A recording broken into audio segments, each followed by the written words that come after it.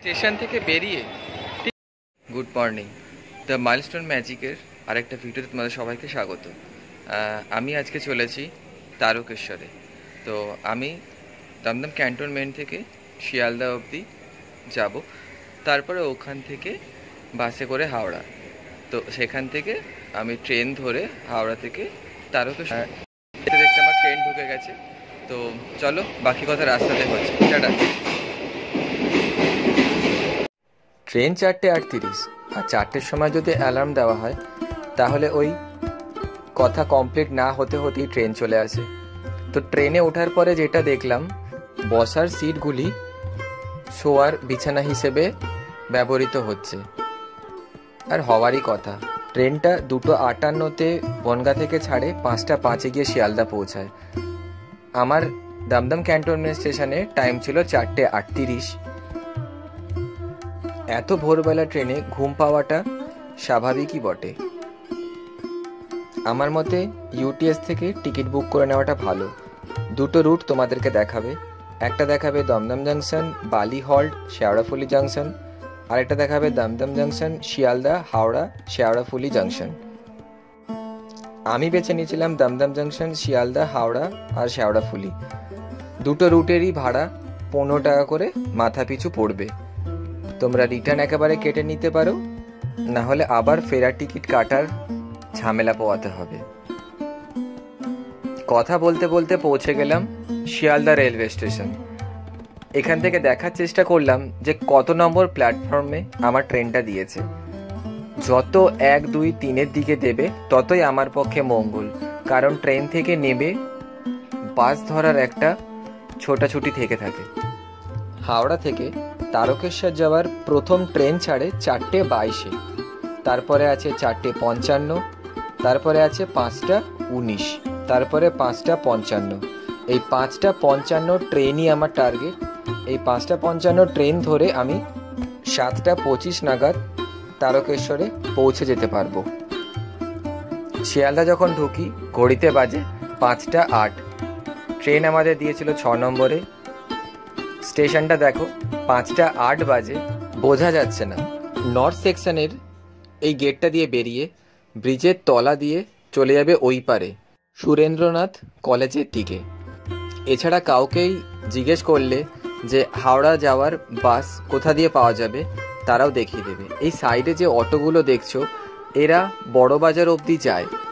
কেউ যদি বলেও যে অটো করে চলে যাও বড়বাজার অবধি, ওখান থেকে হাওড়া একটুখানি, কিন্তু হাওড়া ওখান থেকে একটুখানি না, অনেকটা রাস্তা। পুরো হাওড়া ব্রিজটা তোমাকে ক্রস করে হাওড়া স্টেশন অবধি পৌঁছাতে হবে, আর সেটা হেঁটে। ঠিক সুরেন্দ্রনাথ কলেজের উল্টো দিকে দেখতে পাবে এরকম প্রচুর বাস দাঁড়িয়ে আছে হাওড়া যাওয়ার জন্য। এই বাসে করে উঠেই তোমরা ডিরেক্ট হাওড়া স্টেশন অবধি পৌঁছে যাবে। আমি সাজেস্ট করব 28 নম্বর যে বাসটা আছে, ওই বাসটা ধরে তোমরা হাওড়া স্টেশন যাওয়ার চেষ্টা করবে, কারণ ওটা ডিরেক্ট হাওড়া খুব তাড়াতাড়ি পৌঁছে দেয়। তো 28 বাস চলে এসছে অলরেডি, এটাতে আমিও উঠবো। তো চলো হাওড়া স্টেশনে গিয়ে দেখা হচ্ছে। ভ্রমণ পিপাসু বাঙালির কাছে এই হাওড়া ব্রিজ আর হাওড়া স্টেশন একটা ইমোশন।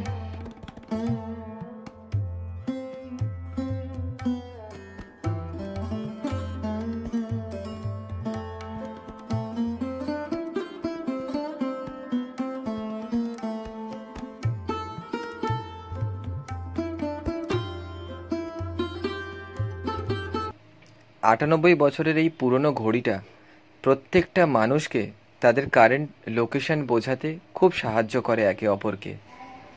হাওড়া স্টেশন থেকে সম্পূর্ণ হাওড়া ব্রিজটা দেখে তোমাদের কীরকম লাগলো? পৌঁছে গেছি হাওড়া স্টেশন। আমার ট্রেন আছে এখান থেকে 5:55, যেটা তারকেশ্বরে নামাবে 7:25। হাওড়া থেকে তারকেশ্বরের মাঝখানে টোটাল 19টা হল্ট, টোটাল 19 স্টেশনে এই ট্রেনটি দাঁড়াবে। তো দেখা যাক কটার সময় এই ট্রেনটা আমাদের ছাড়ে। 5:19 একটা ট্রেন ছিল, তো সেটা ছাড়তে ছাড়তে মোটামুটি 5:30 হয়ে গেছে। তো এই 5:55 ট্রেনটা দেখা যাক কটার সময় ছাড়ে, সেইটা দেখার বিষয়। তো চলো, রাস্তাতে কথা হচ্ছে আবার। কথা বলতে বলতে 2 নম্বর প্ল্যাটফর্মে আমাদের ট্রেন দিয়ে এলো। ট্রেন নাম্বার ছিল 37311, হাওড়া তারকেশ্বর লোকাল। 5:55 ট্রেন, একদম সঠিক সময় আমাদের হাওড়া স্টেশনে ঢুকেছে। আশা করা যায় তার নির্দিষ্ট টাইম অনুযায়ী হাওড়া স্টেশন থেকে ছেড়েও বেরিয়ে যাবে। এই ট্রেনে দেখলাম খুব একটা ভিড় হয়নি, হয়তো এত সকালের ট্রেন সেই কারণের জন্য হতে পারে। যেটা ভেবেছিলাম সেটাই হলো, ঠিক 5:55তেই আমাদের ট্রেন হাওড়া স্টেশন থেকে রওনা দিল তারকেশ্বরের উদ্দেশ্যে। তারকেশ্বর লোকালের সঙ্গে আরও একজনকে দেখতে পেলাম, সেও 5:55তে হাওড়া স্টেশন ছেড়েছে। Howrah new Jalpaiguri Vande Bharat express 22301, Howrah new Jalpaiguri Vande Bharat express, যার হাওড়া থেকে টাইম 5:55 সকাল, আর নিউ জলপাইগুড়িতে এই ট্রেনটা ঢুকবে দুপুর 1:25। এই ট্রেনটা বুধবার বাদে প্রত্যেক দিনই হাওড়া থেকে এনজেপি অবধি যাতায়াত করে। কমার্শিয়াল রানের প্রথম দিনকেই আমি এই ট্রেনে উঠেছিলাম। এনজেপি অবধি যেতে পারিনি, তবে বোলপুর শান্তিনিকেতন অবধি আমি গেছিলাম। ওইটুকু টাইমের মধ্যে ট্রেনটা যেটুকু বুঝলাম খুবই ভালো, খুব আরামদায়ক, আর ট্রেনের ভেতরটা সত্যি খুবই ভালো লেগেছিল। অনেক হলো এদিক ওদিকের কথা, এবার তোমাদেরকে দেখাই শেওড়াফুলি জাংশন। হ্যাঁ, এখানে শেওড়াফুলি ঘাট থেকে গঙ্গা জল তুলে ভক্তবৃন্দরা শেওড়াফুলি থেকে তারকেশ্বর অবধি পায়ে হেঁটে বাবার মাথায় জল ঢালতে যায়। সারা বছরই তারকেশ্বর মন্দিরে ভক্তদের ভিড় লেগে থাকে। প্রতি সোম ও শ্রাবণ মাসে শ্রাবণী মেলাতে প্রচুর জনসমাগম হয়। এছাড়া ফাল্গুন মাসে শিবরাত্রি ও চৈত্র সংক্রান্তিতে গাজন উৎসবেও বহু মানুষ আসেন। সমগ্র শ্রাবণ মাস জুড়ে প্রতি সোমবার শিবের বিশেষ পূজা হয়ে থাকে। লোকমুখে শোনা যায়, বহুকাল আগে বিষ্ণুদাসের ভাই দেখেছিলেন স্থানীয় একটি জঙ্গলে একটি কালো পাথরের ওপর গরুরা নিয়মিত দুধ দান করে আসে। এই অদ্ভুত দৃশ্য দেখার পরেই তিনি তার দাদা বিষ্ণুদাসকে জানান পুরো ব্যাপারটা। এরপরেই স্বপ্নাদেশ পান বিষ্ণুদাস এবং তারপর থেকেই এই পাথরটিকে শিব জ্ঞানে পূজা করা শুরু করেন তিনি। গড়ে ওঠে শিব মন্দির। শিবের তারকেশ্বর রূপ অনুসারে এই মন্দিরের নামকরণ করা হয়। বেশ অনেকবারই এই শিব মন্দির মেরামত আর পুনর্নির্মাণ করা হয়েছে। 1719 সালে মন্দিরটিকে মল্ল রাজারা নতুন করে সংস্কার করেন। শ্রাবণ মাসে বাবার মাথায় জল ঢালতে হাজির হন হাজার হাজার মানুষ। পায়ে হেঁটে, কাঁধে বাঁক নিয়ে মাইলের পর মাইল হেঁটে উপস্থিত হন ভক্তরা। হুগলির বৈদ্যবাটির নিমাই তীর্থ ঘাট থেকেই বেশিরভাগ মানুষ কাঁধে জল নিয়ে রওনা হন বাবা তারকনাথের মাথায় জল ঢালার জন্য। তাছাড়া সারা বছরই হাজার হাজার মানুষের আনাগোনা লেগেই থাকে এই তারকেশ্বর মন্দিরে। বাবার মূল মন্দিরের বাঁদিকে রয়েছে একটি পুকুর, সকলে দুধ পুকুর বলে চেনে। সেই দুধ পুকুরকে নিয়েই প্রচলিত রয়েছে নানা লোককথা ও বিশ্বাস। যেরকমটা ভাবছিলাম সেরকমটাই দেখতে পেলাম তারকেশ্বর স্টেশনে নেবে। প্রচুর ভক্ত সমাগম, কত ভক্ত বাবার মাথায় একটু জল ঢালার জন্য। বাবাকে একটু নিজের চোখে দেখার জন্য অক্লান্ত পরিশ্রম করে এত দূর থেকে পায়ে হেঁটে এই তারকেশ্বর মন্দির অবধি পৌঁছেছে। যেদিকে তাকাই সেদিকেই বাবার ভক্ত। পায়ে হেঁটে কাঁধে বাঁক নিয়ে যতটা সহজ শোনা ততটা করা অনেকটা কঠিন। স্টেশন থেকে বেরিয়ে ঠিক যে রাস্তাটা একদম এই দিকে সোজা পেয়ে চলে যাচ্ছে, সেই রাস্তা ধরেই মন্দিরের দিকে তোমাদেরকে যেতে হবে। আমি যেতে যেতে তোমাদেরকে রাস্তাটা দেখাই।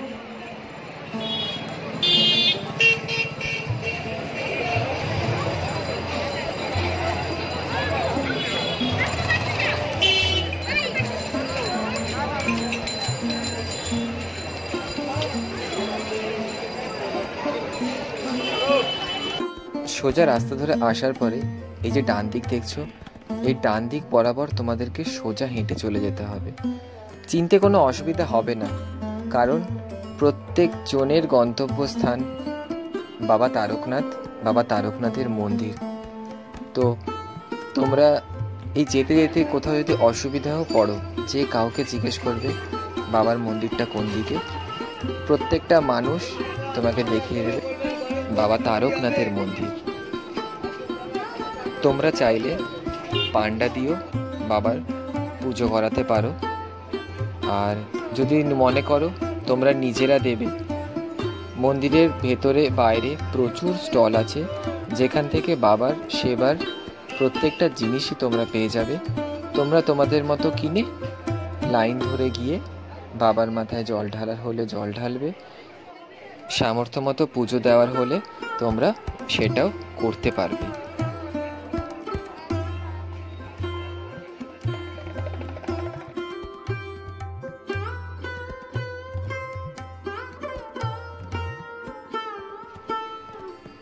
এনাদের দেখতে পাচ্ছ তো, এনারা বাবার মাথায় জল ঢেলে বাড়ির পথে রওনা দিচ্ছে।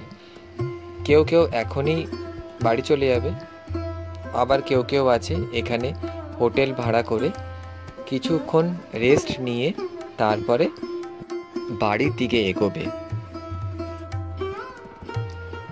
বাঁদিকে যে গেটটা দেখতে পাচ্ছ, এই গেট দিয়ে ঢুকে ডান দিক ঘুরলেই তোমরা দুধ পুকুরের দিকে চলে যেতে পারবে।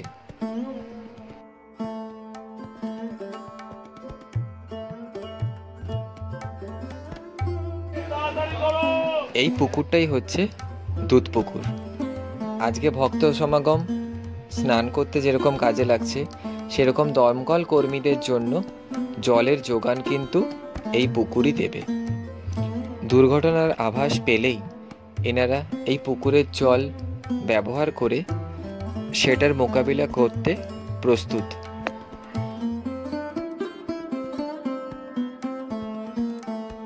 বাবার মন্দিরের ভেতরে ফটোগ্রাফি অ্যালাউ নেই, তবে তোমাদেরকে বাবার একটি ছবি দেখাচ্ছি। ইনি হচ্ছেন বাবা তারকনাথ।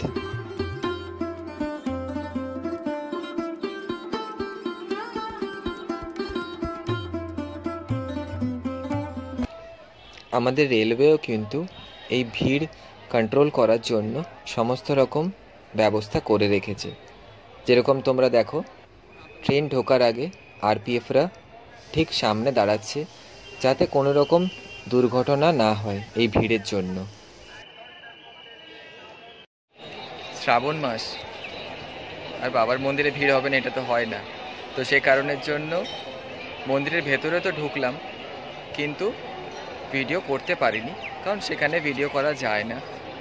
এছাড়া বাকিটা তোমাদেরকে সব কিছুই ঘুরিয়ে ঘুরিয়ে দেখালাম। তো ভিডিওটা কীরকম লাগলো একবার জানাবে।